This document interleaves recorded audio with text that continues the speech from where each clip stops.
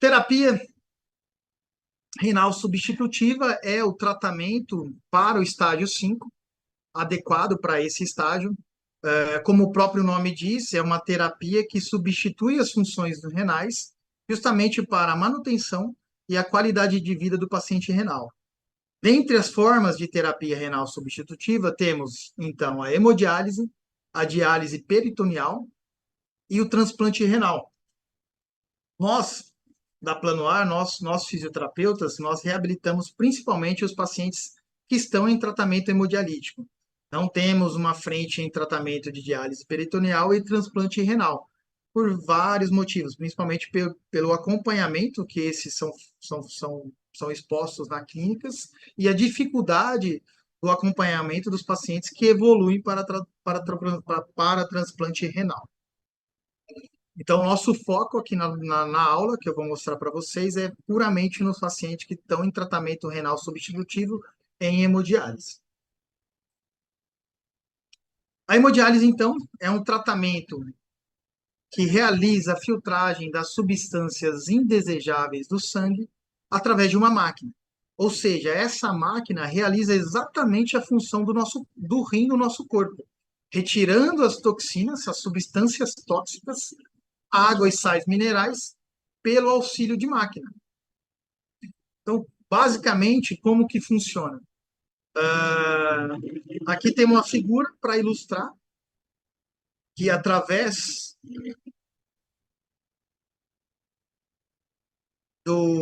de uma linha arterial, o sangue do paciente ele é exposto neste dialisador. Neste dialisador temos o que? Uma membrana semipermeável. Esse sangue em contato com um líquido chamado de dialisato, que é um de líquido, esse líquido que é pré-diálise vai estar em contato com esse sangue do paciente e através de um mecanismo de difusão vai haver trocas de substâncias, de toxinas ali, e este vai ser eliminado no banho de diálise, vai ser eliminado as toxinas em outro recipiente. Então, o sangue do paciente volta através de uma linha venosa para o corpo do paciente e assim segue para realmente ser filtrado novamente. Então, é este o mecanismo presente dentro da hemodiálise, é um mecanismo puramente de difusão. Aqui eu vou mostrar para vocês um vídeo de um paciente fazendo a hemodiálise, um pacientinho nosso, tranquilo, em Campinas, uma clínica nova, uma clínica premium, onde aqui tem, como eu mostrei para vocês, o banho pré-diálise, que é o dialisato. O sangue, esse líquido entra em contato no dialisador com o sangue, faz a filtragem através da difusão e o sangue retorna para o paciente através de uma linha venosa.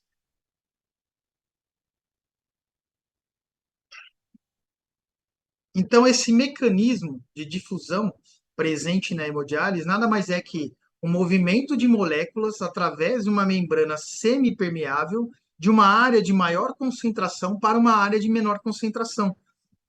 E essa transferência difusiva durante a diálise, ela continua até que a concentração se iguale, né, das moléculas se iguale em ambos os lados dessa membrana semipermeável. Então, esse princípio de transporte, esse ativo difusivo, é, portanto, um método eficiente para remover as moléculas pequenas, como, por exemplo, a ureia. Porém, todavia, ele não consegue remover todas as partículas, principalmente as partículas médias e as partículas maiores. Dentro disso, né, surgiu a hemodiálise, uma terapia renal substitutiva, que é a hemodiafiltração, que é uma forma de, de terapia renal substitutiva, mas é um avanço da hemodiálise convencional, que é a High Volume HDF, que nada mais é que uma técnica de substituição renal que combina os dois princípios. Então, ele tem o princípio da difusão e o princípio da convecção. Esse processo convectivo, ele baseia-se na ultrafiltração de grandes quantidades de água plasmática através dessa membrana semipermeável. Então, ele tem os dois processos, tanto o difusivo quanto o convectivo. E esse processo convectivo baseia-se nessa concentração de água plasmática através da membrana, que vai carrear as moléculas de médio e grandes pesos moleculares. Isso permite, então, a remoção eficaz dos grandes solutos devido à convecção e adição do transporte difusivo nas moléculas menores. Vale lembrar aqui e reforçar que a HDF hoje melhora e é comprovado os resultados clínicos dos pacientes, além de ser cardioprotetora. Ela controla os níveis da beta-2 microglobulina sérica, níveis de fósforo, resposta inflamatória, diminui a instabilidade hemodinâmica intradialítica, controla a anemia. Então, são fatores importantes que contribuem para a melhora da sobrevida desse paciente, além de ser cardioprotetora. Aqui ilustramos processo convectivo mais o difusível, juntamente com a esquerda aqui, somente o difusível. Como eu falei para vocês, a difusão ela só elimina moléculas pequenas, como a ureia. Já a HDF, a ultrafiltração, consegue, através de uma adição de água plasmática dentro desse dialisato, essa adição faz um processo de mais efetivo na remoção dos solutos, porque ela causa um arrasto no solvente, ou seja, ela consegue, além das moléculas que passaram de forma difusiva, consegue, de forma convectiva, aumentar a pressão na membrana semipermeável, onde essa molécula de médio e grande peso molecular consegue ultrapassar a membrana, fazendo a filtração e removendo o soluto de maneira mais adequada. A high volume, a HDF, ela consegue, então, através da difusão e da convecção, eliminar, nesse gráfico conseguimos mostrar aqui a comparação da HDF com uma HD convencional, ela consegue aproximar-se da eliminação natural dos rins.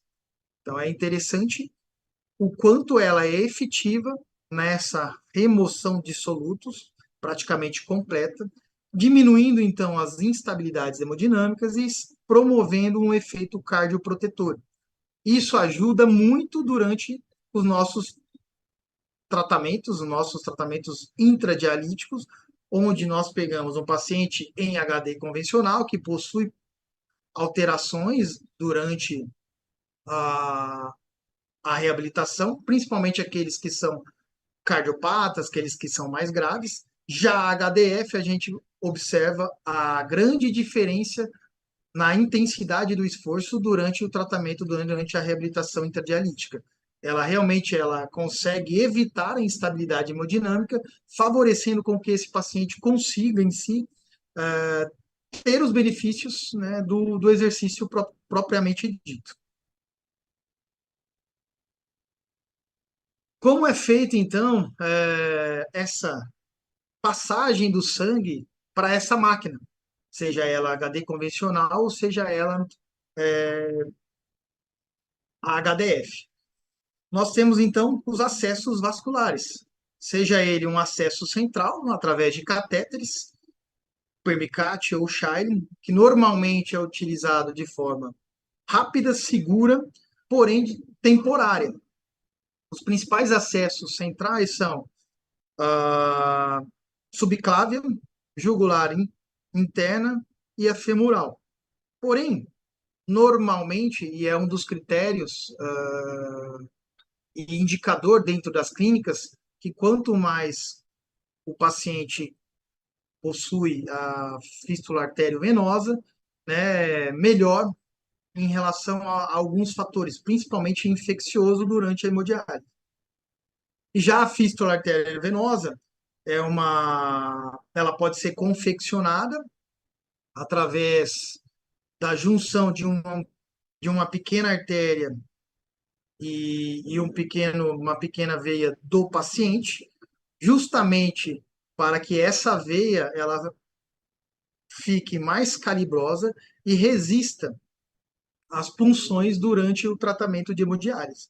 Ou ela pode ser feita, caso o paciente não consiga confeccionar por algum motivo, por alguma alteração em seu sistema anatômico aí de cardiovascular, de veias e artérias, ele faz uma colocação de uma prótese para efetivamente passar pelo procedimento dialítico. Aqui temos um paciente, nosso paciente lá de Campinas, um grande amigo, inclusive, ele virou amigo. Ele aqui está fazendo um processo de autopunção, então até chegar neste processo realmente é algo que precisa de critérios, não é fácil, ele não chegou de uma hora para outra. Então, as clínicas elas utilizam não para todos os pacientes, mas com certeza o paciente conseguir manusear essa fístula, ele evita diversos problemas, principalmente relacionado à dor, punção, dor, ele consegue ter um controle maior frente à punção. Então, novamente, ele orientando, né, a técnica ali, ele já sabe exatamente onde ele vai puncionar e ele está fazendo a autopunção. Algo muito curioso, não é todos os pacientes que fazem, mas trouxe aí para vocês a nível de curiosidade, porque realmente acontece. Quando não, o paciente ele recebe a punção nessa fístula arteriovenosa através de uma equipe altamente qualificada, que são os técnicos de enfermagem e a enfermagem.